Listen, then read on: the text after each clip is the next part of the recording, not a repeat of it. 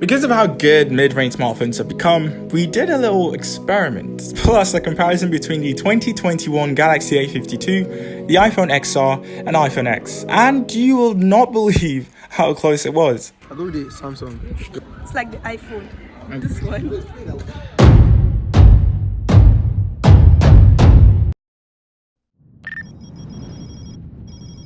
Okay, first I want to say, if you're an Apple guy or gal and you're just trying to pick between the X and XR, I'm going to leave a video linked in the description.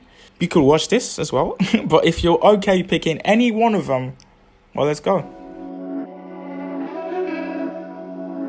I'm not trying to waste your time. I think we can all agree the iPhone X has the best design, or at least the most premium build, with its glass and stainless steel. But I have to say, the A52 also looks pretty and looks even more modern, even though it's made of plastic.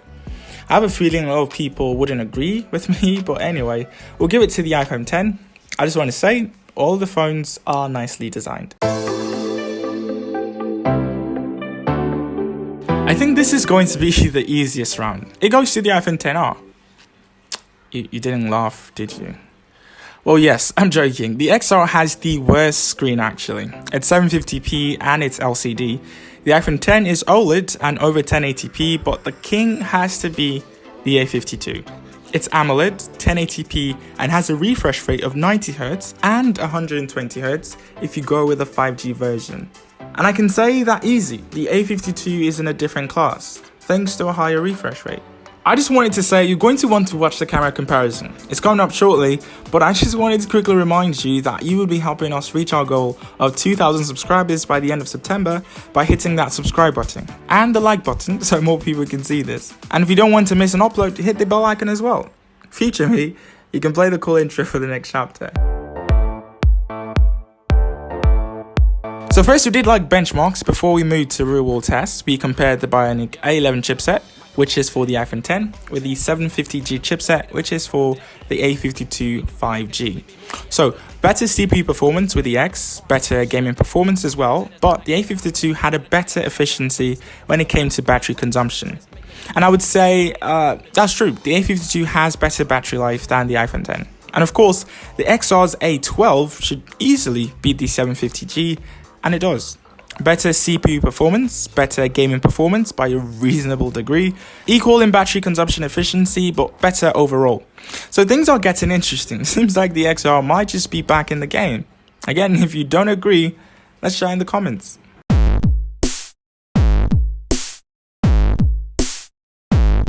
Okay, the moment you've been waiting for. I think this might be the hardest to decide. Okay, before we move to samples, let's talk about hardware. The XR has only one sensor and it's 12 megapixels. The X has two and they're both 12 megapixel with the other being a telephoto. The A52 has a quad camera setup, a 64 megapixel main, 12 megapixel ultra wide and 2 megapixel macro and depth sensors. Now after seeing the teardown, it's safe to say that there are only two working cameras on the A52, so a main and an ultra wide. But we have to admit, the ultra-wide is more fun. Okay, so we did a little experiment. We took one photo on these three phones and showed it to people. And most people ended up picking the iPhone X for some reason. Now, I wouldn't say that the X has the best camera among the three, considering the XR, is a newer version of that. But that's what the people picked, so we're going to give it to the iPhone X. So, kind of like we said in the benchmarks, the X is in third place, while the XR and A52 fought things out. It's going to be really close, but one might give the edge to the A52 because of a faster charging speed at 25 watts. But with 90 Hz and possibly 120 Hz with the A52 5G, I feel like that would drain the battery a lot faster when compared with the XR. So, we might just want to give this one to the iPhone XR. Okay, so we end with a final score of 7 to the iPhone X, 6 to the A52, and 6 to the iPhone XR. Now, fact is, it could have gone anywhere, from design to camera to even battery life. But it's just kind of cool to see, like a 2021 mid-range smartphone is kind of on par, or just underneath possibly flagships from 2 or 3 years ago. So it just goes to show that mid-range smartphones are getting better and better. And obviously, just because the iPhone 10 ended up winning with 7 to 6, it doesn't mean that that's the best phone to buy, because everyone's different. Everyone likes different things. So if you're someone who's super interested in display, then straight up just go buy the A52. Better display quality, higher refresh rate.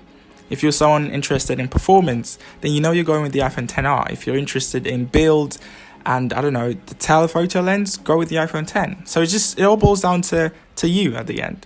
But yeah, that's been it. I think it was a really interesting video. If you did, please drop a like, and I would see you when you see me.